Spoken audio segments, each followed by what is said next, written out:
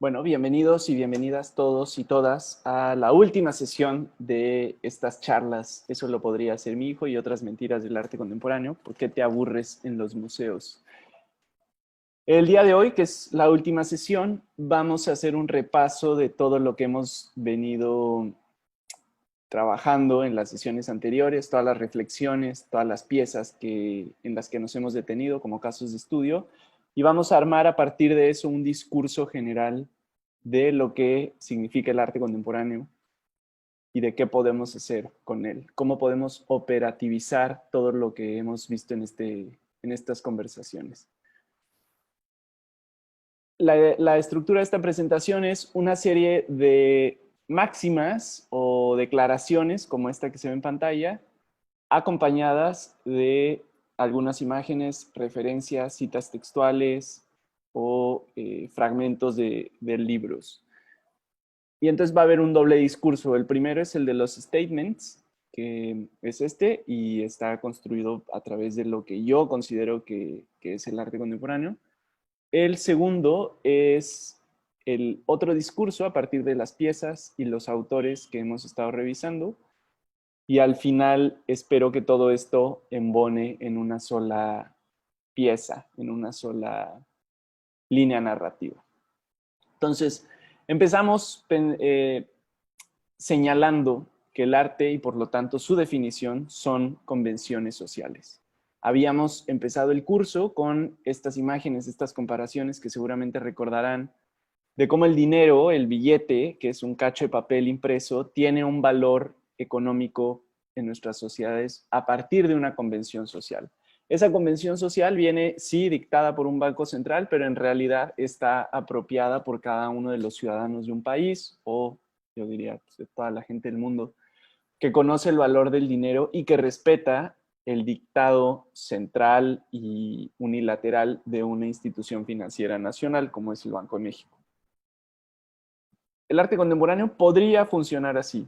Hay una serie de instituciones centrales que son los museos de arte contemporáneo o bien los curadores o bien ciertas galerías que dictan lo que es arte y lo que no.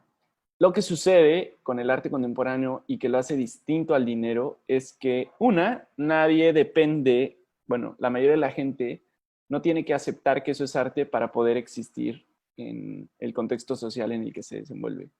Y dos, es que pues el arte tiene una serie de valores subjetivos que están regidos por el gusto y que por lo tanto también pueden no responder a los intereses de una persona o de una comunidad. Al formar parte de esa convención, formamos parte de un rito colectivo, asumiendo que nosotros creemos en el arte contemporáneo e incluso asumiendo que no, estamos formando parte de una serie de convenciones. Tanto Avelina Lesper, que es una crítica muy ácida contra el arte contemporáneo, como Cuauhtémoc Medina, que es el director curatorial del Museo Universitario de Arte Contemporáneo, forman parte de una convención. Cada uno tiene la suya y forman parte, por lo tanto, de un rito colectivo. Habíamos comparado también al arte contemporáneo con la religión y sobre todo con los ritos religiosos, en el sentido de que no importa si en realidad Cristo está encarnando en la hostia o si la pareja al casarse frente a la figura de Dios va a tener felicidad eterna, eso no importa. Lo que importa es la convención y el rito del que formamos parte. Entonces, uno puede decidir ser el aguafiestas de la boda, así como uno puede decidir ser el aguafiestas del arte contemporáneo, de la misma manera que uno puede decidir jugar el juego de la boda religiosa y jugar el juego del arte contemporáneo.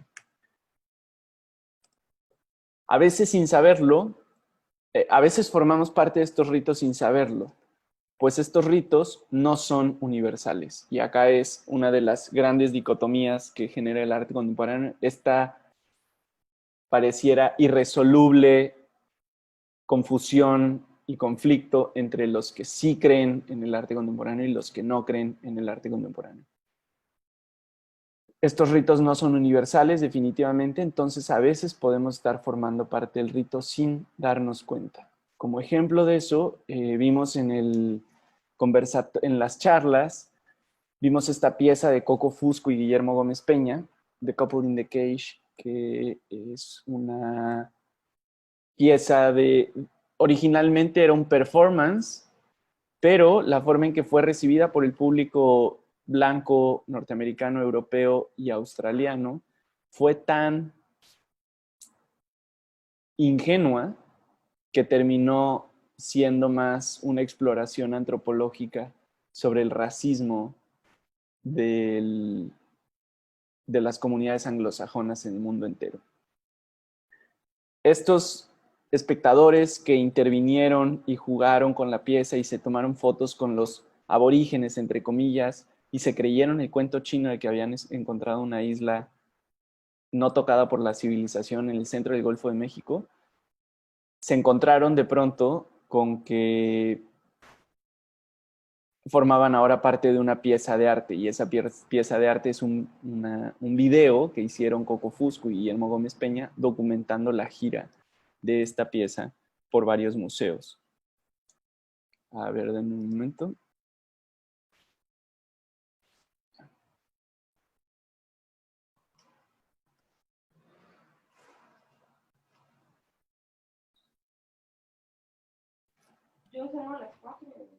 ¿Qué onda, Mati? Bienvenido. ¿Qué onda? Estamos aquí grabando ya en vivo, entonces voy a seguirle y si quieres al final haces tus intervenciones, en caso de que tengas, ¿vale? Ah, ¿cómo no se conectó a nadie más?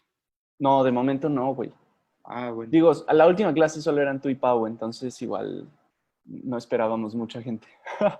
Bueno, te escucho, te escucho. Va. Entonces, a veces uno forma parte de las convenciones sin estar seguro. Y eso pasó con los espectadores de esta pieza que terminaron representados en una obra de arte, una videoproducción de Coco Fusco y Guillermo Gómez Peña, a pesar de que ellos, o más bien debido a que ellos no entienden los ritos y las convenciones del arte contemporáneo performático y pensaron que el performance era una realidad. Gracias, Mati. Mediante estos ritos conferimos poder al arte. Esta es otra de las máximas que creo que articulan todas estas charlas y que enlaza con la siguiente máxima, pero antes me quiero detener en esta cita que vimos previamente de David Friedberg, su libro El poder de las imágenes, que dice que las personas se excitan sexualmente cuando contemplan pinturas y esculturas. Las rompen, las mutilan, las besan, lloran ante ellas y emprenden viajes para llegar hasta donde están. Se sienten calmadas por ellas, emocionadas e incitadas a la revuelta. Con ellas expresan agradecimiento, esperan sentirse elevadas y se transportan hasta los niveles más altos de la empatía y el miedo. Siempre han respondido de estas maneras y aún responden así, en las sociedades que llamamos primitivas y en las sociedades modernas, en el este y en el oeste, en África, América, Asia y Europa. Entonces, mediante estos rituales nosotros le conferimos este poder al arte que se manifiesta en estas reacciones tan apasionadas acerca de las imágenes. Lo voy a repetir para que sea muy contundente esta aseveración. Yo creo que el arte no tiene un poder por sí mismo. Son los ritos, es el contexto, son las convenciones sociales las que le otorgan ese poder. Ejemplo de ello, y también lo vimos en estas conversaciones, son las piezas intervenidas en la CNDH, que son meras pinturas bidimensionales que no tienen ningún tipo de poder, pero al cual nosotros le asignamos un poder. El poder de representar a nuestra patria, el poder de contar nuestra historia, el poder de simbolizar de alguna manera el gobierno federal, etcétera. Ese mismo poder que defienden las personas que se indignaron por la vandalización de estas pinturas es el mismo poder que las feministas ubican y reconocen en estas piezas y por eso las intervinieron de esta manera. Entonces, la fuerza de una obra está en el contenido, la fuerza de una obra está en los ojos de quien la mira. Está de antemano depositada en los ojos de quien la mira. No creo que las obras de arte per se tengan un poder propio, sino que más bien ese poder está en la persona que aprecia esa obra de arte. Recuerden que vimos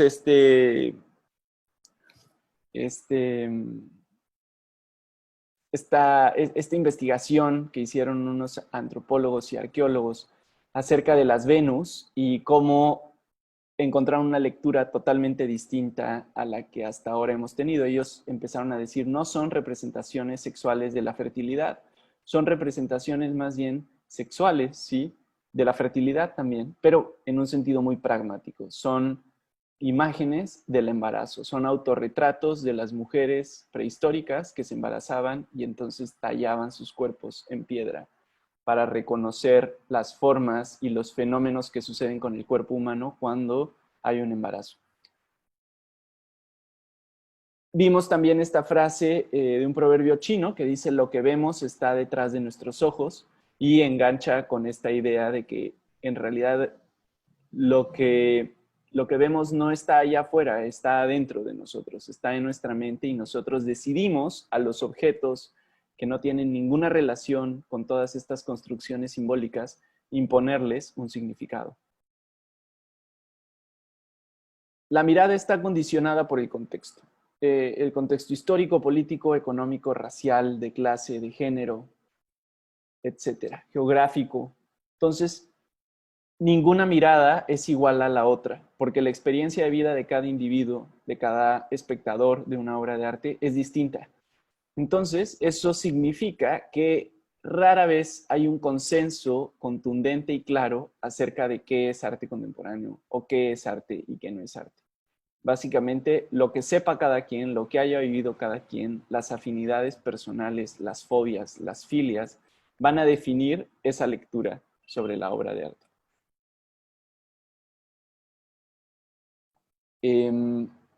Hablando de contextos sociales, económicos y políticos, revisamos estas obras de la serie Ricas y Famosas de Daniela Rossell, en la cual, pues bueno, las mujeres aquí retratadas, que son mujeres de la alta sociedad mexicana, tienen lo que para muchos de nosotros se consideraría un gusto muy naco o muy mal gusto, pero para ellas es el sinónimo de la opulencia, de la riqueza y de la finura.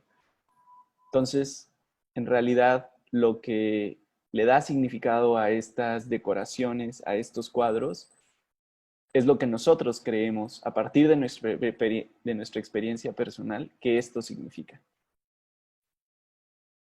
Vimos, para remachar esta idea, el concepto de etnocentrismo de clase, que es la tendencia a considerar natural una manera de percibir que no es más que una entre otras posibles, según Pierre Bourdieu. Y vimos también una serie de memes de cómo este etnocentrismo de clase y este gusto se manifiesta no solo en el arte, sino también en la forma de vestir, en los productos que consumimos, en las prácticas de consumo cultural, en el tipo de cine que nos gusta ver, en la suscripción a Netflix o a Spotify, en las playlists de música. Es decir, el gusto no se limita solamente al arte y no está subjetivado solamente en el contexto artístico, sino en general en todo lo que consumimos.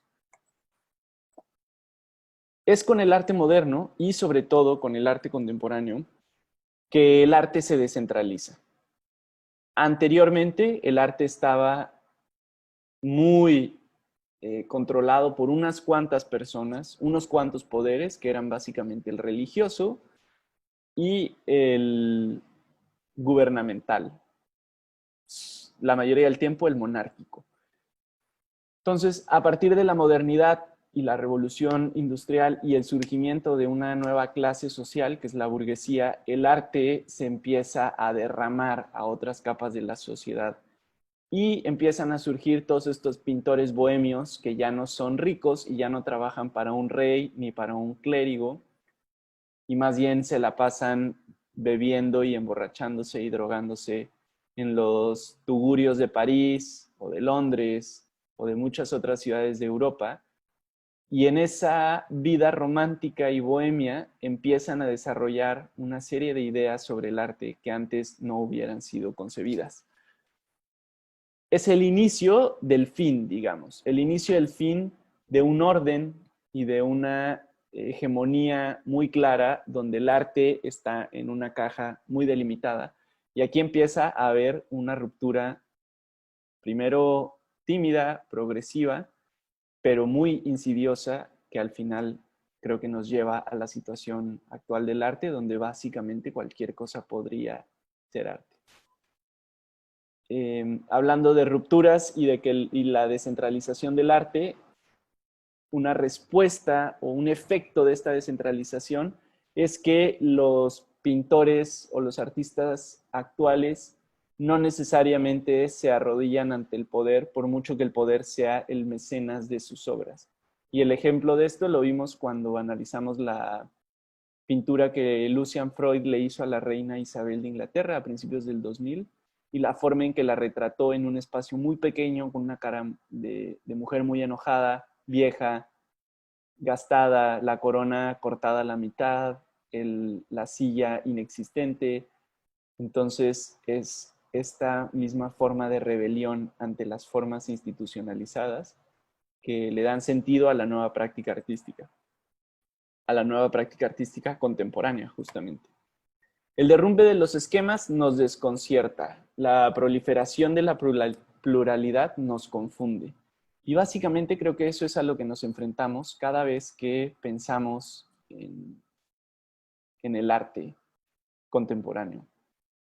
En realidad, creo que la discusión no es sobre el mérito artístico, la discusión no es sobre el valor simbólico, la discusión tiene que ver con que a nadie le gusta que el piso firme debajo de sus pies se empiece a desmoronar y haya rupturas y haya fracturas y haya inestabilidades. Y el mundo del arte contemporáneo es así, está rupturado, está fracturado y está... ¿qué fue lo último que dije? Está roto. Es muy complicado asirlo con un solo concepto. Se nos escapa, es como una hidra de 1000 cabezas. Entonces cortamos una, salen dos. Y así discursivamente sucede el arte contemporáneo. Es muy complicado decir, ok, esto es y ya nada más. Entonces las definiciones ya no responden a los intereses del arte contemporáneo.